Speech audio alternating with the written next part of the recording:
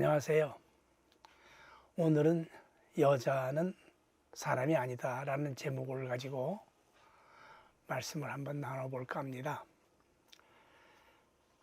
여자가 도대체 무엇일까요? 어디서 왔으며 어디로 가는 것일까요? 여러 가지 신화가 있지만 인도의 신화를 하나 들어볼까 합니다.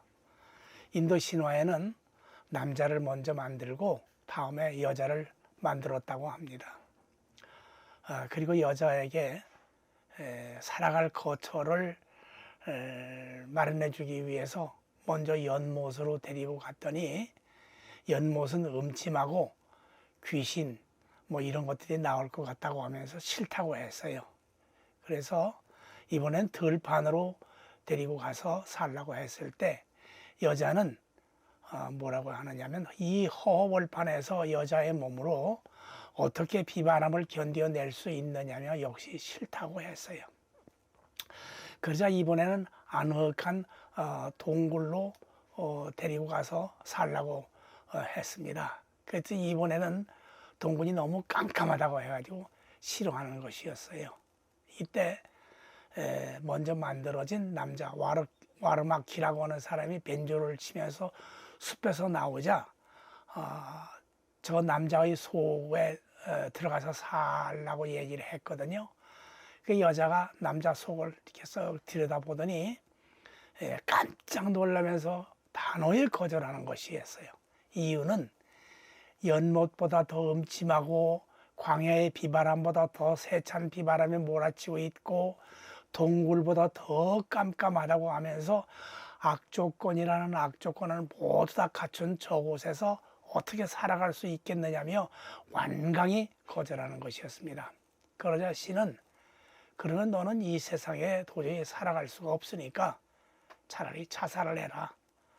자살을 하기 싫으면 저 남자 속에 들어가 살든지 네 마음대로 해라. 제발 그러지 말고 저 남자 속에 들어가 살아라. 남자의 속이 연못보다 음침하면 그 속에서 내가 진주가 되면 되고 광야처럼 비바람이 몰아치면 백합화가 돼서 향기를 날려주면 될 것 아니냐. 또 동굴같이 흑암으로 뒤덮여 있다면 네가 작은 태양이 되어서 어둠을 몰아내면 되지 않겠느냐. 어떻게 하겠느냐. 자살을 하겠느냐 아니면 저 남자 속에 들어가 살겠느냐. 이렇게 해서 참으로 알쏭달쏭한 여자가 가장 엉큼한 남자의 가슴 속으로 들어갔는데 참으로 조화로운 일이 아닐 수가 없습니다. 여기에 비해서 성경에서는 하나님께서 아담을 잠재운 다음에 그의 갈비뼈에서 여자를 만들었다고 했습니다. 여기서 넌센스 퀴즈 하나 내볼게요. 이 세상에서 가장 먼저 생겨난 직업이 뭐라고 생각하십니까? 맨 먼저 손을 든 사람은 외과 의사요 라고 했어요.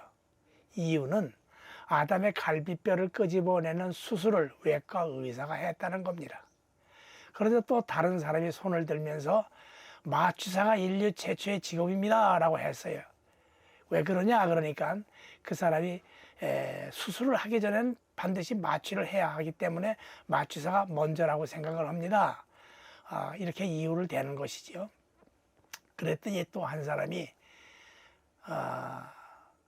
아닙니다. 저는 건축 기사가 맨 처음 직업이라고 생각을 합니다. 왜 그러십니까? 그러니까 천진 만물을 창조하는 하는 데 있어서 주먹구구식으로 할 리가 없고 구체적으로 설계가 필요한데 그 설계는 오직 건축기사만 할 수 있는 것 아니겠습니까? 라고 했어요. 그러자 이번에는 점잖게 생긴 신사분이 껄껄 웃으면서 몰라도 너무들 모르는구먼. 이 세상에 창조되기 전에 지구상에 무엇이 있었소? 흑암과 혼돈이 있지 않았소? 그 혼돈의 주체 세력이 무엇인지 알기나 하시오. 정치요, 정치. 그러니까 이 세상에 맨 처음 생겨난 것이 정치라는 말입니다. 아시겠습니까? 여러분, 사람의 갈비뼈가 몇 개인 줄 아세요? 양쪽으로 12개씩 24개가 됩니다. 그러면 소갈비뼈는 몇 개일까요? 소는 사람들보다 한 개가 더 많은 13개씩 두 쌍으로 되어 있어요. 1번에서 5번, 6번에서 9번, 또 10번에서 13번. 이게 해서 참갈비, 꽃갈비, 번갈비로 나누어진다고 해요. 하여간 이렇게 말하면 어떤 사람은 아담의 24개의 갈비뼈에서 하나를 뺐으니까 23개일 거고 그 후손들은 모두 23개라고 하는 분들이 꼭 있더라고요. 그렇다면 질문 하나 해볼게요.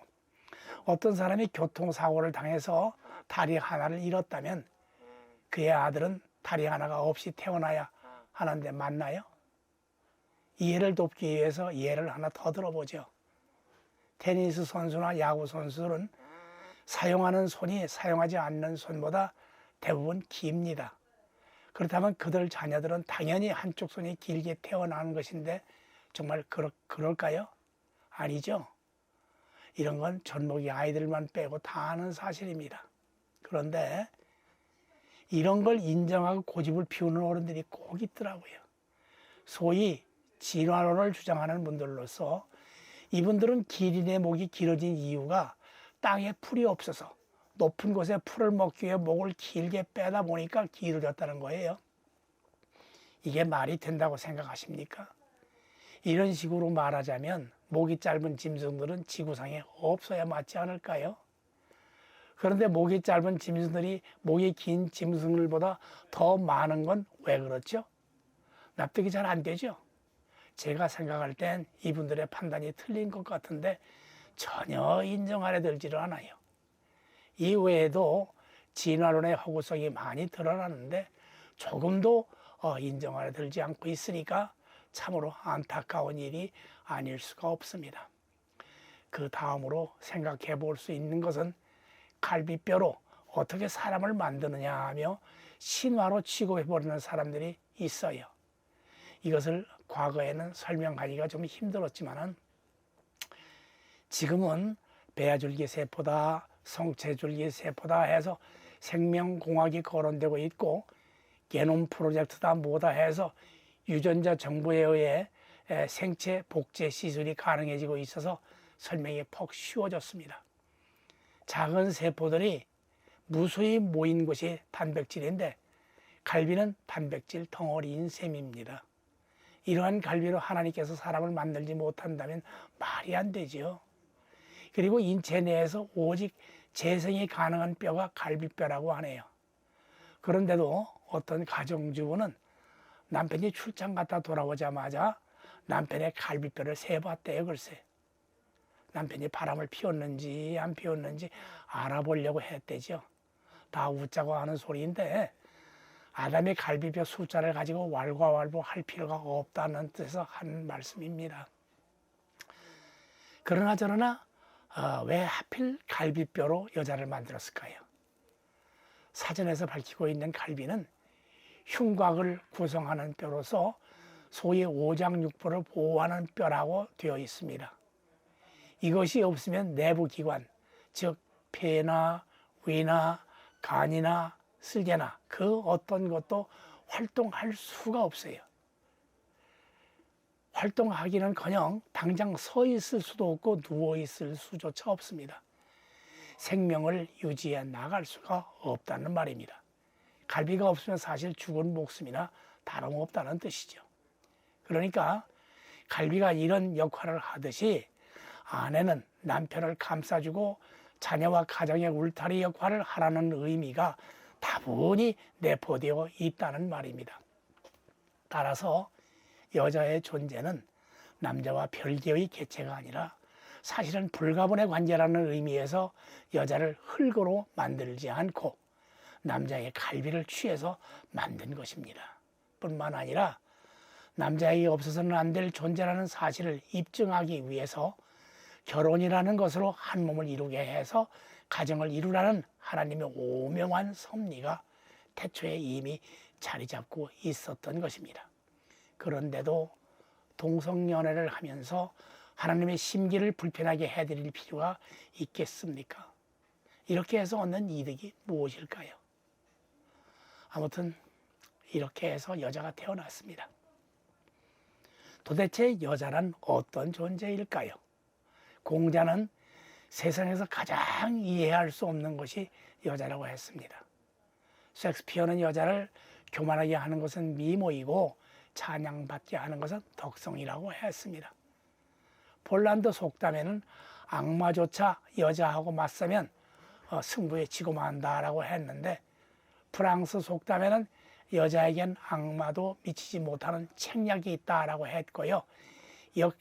역시 프랑스 속담에 교회에서는 성녀가 되고 거리에서는 천사이며 가정에서는 악마가 여자다라는 속담도 있습니다.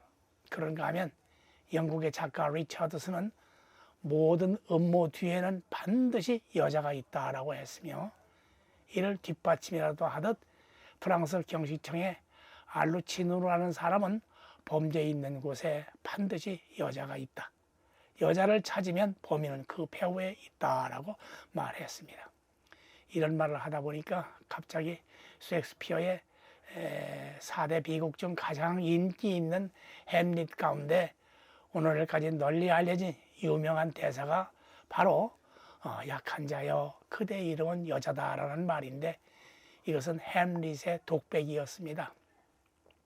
덴마크의 왕이 죽자 왕비인 거트루드는 2달도 채 되지 않아서 왕의 동생인 클로디어스와 재혼하고 클로디어스는 왕이 됩니다. 이것이 햄릿 왕자에게는 형용할 수 없는 절망과 슬픔을 안겨다주는 사건이었습니다. 얼마 전까지만 해도 자신의 어머니인 왕비가 부끄러운 줄도 모르고 아버지 곁을 떠나지 않으려고 껌딱지처럼 붙어 다니더니 지금은 아버지의 동생과 사랑에 빠져 있는 것을 보고 통 한에 눈물을 흘리고 있는 것입니다. 아버지가 돌아갔을 때만 해도 묘지까지 따라가면서 함께 죽지 못해서 안타까워하는 그런 심정으로 애통해하면서 눈물을 쏟았던 그런 어머니가 숙부에게 몸과 마음을 맡기고 있으니 지금까지 보인 눈물이 얼마나 가정스러운 눈물이었고 슬픔 또한 얼마나 위선으로 가공된 슬픔이었겠습니까? 간기환 숙부에게 독살을 당한 아버지의 죽은 혼으로부터 사건 전말을 모두 전해받은 햄릿은 고뇌에 몸부림치면서 자신의 어머니를 향해 약한 자여 그대의 이름은 여자였구나라고 외쳤던 것입니다. 그러고 보니까 미세의 말이 떠오르네요. 새털보다 가벼운 것은 먼지이고 먼지보다 가벼운 것은 바람이다. 바람보다 가벼운 것은 여자이고 여자보다 가벼운 것은 세상에 없다라고 미세가 말했거든요. 우리나라의 국어학자인 서정범 교수는 어릴 때는 인형 같고 사춘기 때는 꽃 같고 숙녀 때는 선녀 같고 새색시 때는 여우 같고 엄마가 되면 호랑이 같고 늙으면 고양이 같다라고 말했습니다. 그렇다면 여자가 예뻐 보일 때는 없었나요? 왜 없겠습니까? 20대는 예쁜 아기 낳아줄 때 예쁘다고 하고요. 30대에는 지평수 적다고 징징대지 않을 때 예쁘다고 합니다. 40대는 보약 따질 때 그렇고요. 50대는 뜨개질 하면서 당신 뱃살 좀 빼야겠어 라고 할 때 예쁘다고 하고요.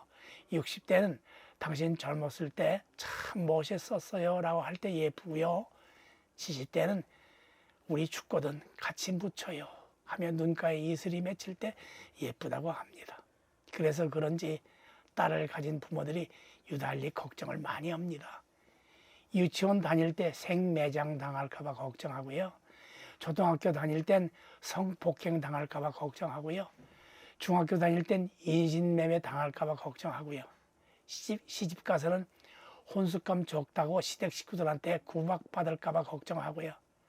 나이 들어서는 신흥 종교에 빠져 산으로 갈까 봐 걱정을 한다고 하네요. 아무튼 여자는 정말 알쏭달쏭한 존재인가 봅니다. 쌀쌀 맞은 것 같으면서도 눈물이 많고요. 새침을 떨다가도 정에 무척 약합니다.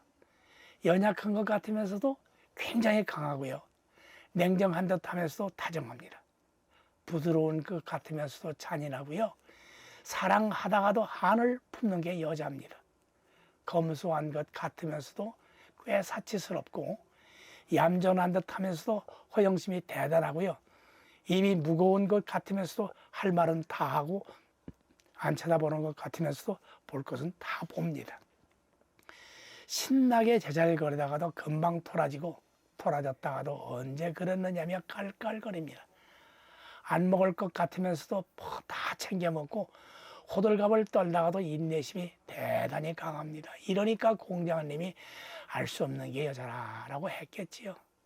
아무튼 유대인의 탈무드엔 여자가 6살이거나 60세가 되거나 웨딩 마치가 들려오면 마음이 들뜨기 시작한다라고 했는데 결혼이 여자들에겐 일생일대의 중요한 위치를 차지한다는 걸 암암리에 드러내주고 있는 것 같습니다. 사람들은 흔히 정열 때문에 결혼을 하지만 정열은 결혼보다 오래가지 못합니다. 남자에게 여성 호르몬이 있고 여성에게 남성 호르몬이 있는 건 하나님이 만든 최초의 남자가 양성이기 때문이랍니다. 그리고 남자가 여자에게 이끌리는 것은 하나님이 남자의 갈비뼈를 빼내서 여자를 만들었기 때문에 그 잃어버린 자신의 것을 되찾으려고 하는 본능 때문이라고 합니다. 그리고 여자가 남자를 지배하면 안 되기 때문에 하나님께서 최초의 여자를 만들 때 남자의 머리뼈를 취하지 않는 것이고 그렇다고 남자의 노예가 되어서도 안 되기 때문에 남자의 발을 취해서 만들지도 않았다는 것입니다. 갈비뼈를 취해 만든 것은 남자의 마음 가까운 곳에 있게 하기 위함이었다고 합니다. 아무튼 결혼하면 떠오르는 것이 모파상의 여자의 일생이라서 잠시 소개해 드리겠습니다. 주인공인 지안느는 어렸을 때부터 귀족의 가문에서 태어나 고생을 모르고 잘 지냈죠. 그러다가 백작인 줄리안과 결혼을 하지만 남편의 외도 때문에 찬밥 신세가 되고 맙니다. 부도덕한 남편 때문에 하루하루를 실망과 후회 속에서 살아가면서 스스로의 무기력한 모습에 실망하지만은 시로라기 같은 희망을 아들에게 걸어봅니다. 사실 이러한 허탈감에서 해방하려면 상황을 개선하려는 의지가 있어야겠고 이러한 의지를 불태우려면 상당한 에너지가 필요한데 이게 그러게 쉽지가 않지요. 짠느는 나중에 자식에게까지도 따돌림을 당하는 신세가 돼서 외로운 노년의 모습을 보이는데 저는 이 모습에 슬그머니 화도 나고 속도 몹시 상합니다. 모든 풍파와 시련을 무조건 순응하는 것이 미덕인지 모르겠지만 초라한 진실을 마주 대하면서 사는 것이 인생인 것처럼 소설이 전개되는데 사실은 이런 삶이 우리네 보통 여인들의 삶이 아닌가 싶습니다. 제 주변에 있는 여자들이 모두 삶이 그래요. 비슷비슷해요. 어릴 때는 부모에게 매이고 커서는 남편에게 매이고 늙어서는 아들에게 매이는 것이 여인의 인생이라 해도 무리는 아닐 듯 싶습니다. 이게 뭘 말하는 것이냐면 남성 우월주의가 가져다 주는 병폐가 아닌가 생각이 돼요. 고대 우리나라에서도 여자의 존재 가치는 정말 별 볼 일 없는 수준이었습니다. 제가 어렸을 때만 해도 책을 사거나 학용품을 살 때 아버지한테 손을 내밀어 보지를 못했어요. 꼭 어머니를 통해서 돈을 탔으며 아버지가 낮잠이라도 자를 때면 엄마부터 집안 식구 모두가 목소리를 죽여서 속삭이듯 말을 했어요. 혹시라도 아버지가 깨면 큰일 나는 줄 알았던 겁니다. 이것이 유교가 가져다주는 병폐인데 유교는 잘 보면 힘 있는 자에게 힘을 실어다주는 종교 같아요. 왕이 뭘 좀 잘못해도 모두들 쉬쉬해요. 큰 잘못이 아니면은요 충신들도 입을 다물어요. 집안의 가장도 마찬가지예요. 뭘 좀 잘못한 것이 있어서 따지면 악처 취급을 받고 두들겨 맞아요. 아들이 그렇게 얘기하면 불효자 취급을 받기 때문에 역시 쉬쉬하는 겁니다. 이렇게 하라고 유교가 가르쳐요. 이게 무슨 말이냐면 여자들이 왜 이런 대접을 받아야 하느냐는 겁니다. 이건 우리나라에 국한된 얘기가 아니라 모르면 몰라도 아마 전 세계적인 추세였다고 저는 우기고 싶어요. 왠 줄 아세요? 성경에서조차 여자들을 사람 취급하고 있지 않아서 그렇습니다. 여자의 지위가 굉장히 상승한 현재에도 남자와 똑같은 인격체로서 대접을 받지 못하고 있는 것이 사실이잖아요. 그래서 이에 맞선 여성 해방 선구자들의 발언이 씨가 먹히다 보니까 이로 인해서 이혼율이 증가 추세에 있는지는 모르겠습니다. 하여간 폐일원하고 여자는 도대체 무엇일까요? 어떤 존재이기에 성경에서조차도 사람 취급을 하지 않고 계수에도 항상 누락시키는 것일까요? 도대체 여자의 정체가 무엇이기에 인격이 말살되고 소유물로까지 전락해서 푸대접을 받아야 하는 것일까요? 이것이 하나님의 뜻이고 하나님의 창조 섭리란 말입니까? 결론부터 말하자면 여자는 사람이 아니기 때문에 그렇습니다. 사람이 아니기 때문에 인격을 인정받지 못하는 것이고 인격이 없기 때문에 계수에서 항상 누락되는 것입니다. 그렇다면 사람이 아니라면 과연 무엇이란 말입니까? 여자는 천사였던 것입니다. 날개가 있는 천사가 아니라 날개가 없는 천사. 하늘에서 하나님을 보좌하는 천사가 아니라 땅에서 남자를 보필해야 하는 천사. 그래서 하늘에서 내려보낸 것이 아니라 땅에서 만드신 겁니다. 아담처럼 흙으로 만든 것이 아니라 아담의 갈비뼈로 만들었던 것입니다. 여자와 남자는 재료부터 본질적으로 다릅니다. 이것이 본 차이나입니다. 전자제품도 2000년에 만든 거하고 2023년도에 만든 것하고 어느 것이 더 성능이 좋고 신제품입니까? 나중 만든 것이 신제품입니다. 여자가 월등하다는 겁니다. 이처럼 사람 눈에 보이도록 만드신 천사가 바로 여자란 말입니다.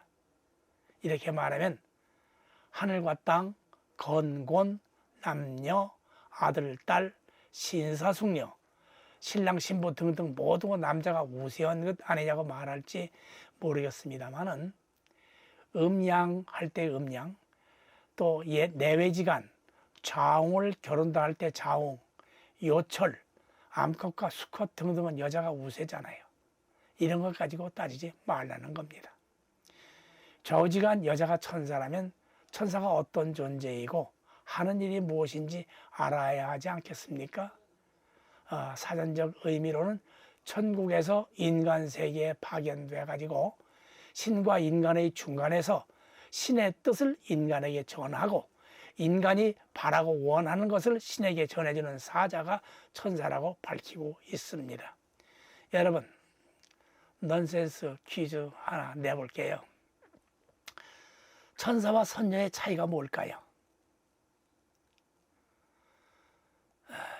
여러 가지 있을 수 있겠지만 선뜻 떠오르는 것은 날개가 있고 없고의 차이일 겁니다.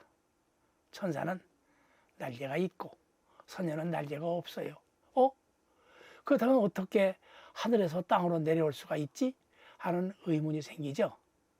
선녀는 옷이 날개예요.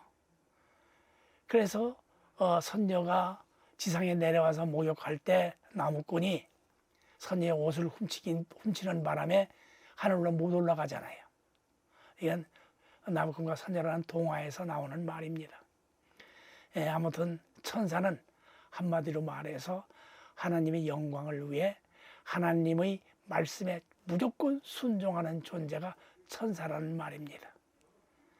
천사는 자신의 뜻을 펼치지 않아요. 자신의 생각대로 행동하지도 않습니다. 만일 자신의 뜻을 펼친다거나 제멋대로 행동하면 그건 타락한 천사입니다. 천사는 욕심도 없습니다. 그래서 소유도 없고 소유가 있을 필요가 없으니까 자신의 유익도 구하지 않고 손익 계산도 따지지 않는 겁니다. 게다가 질투심도 없어요.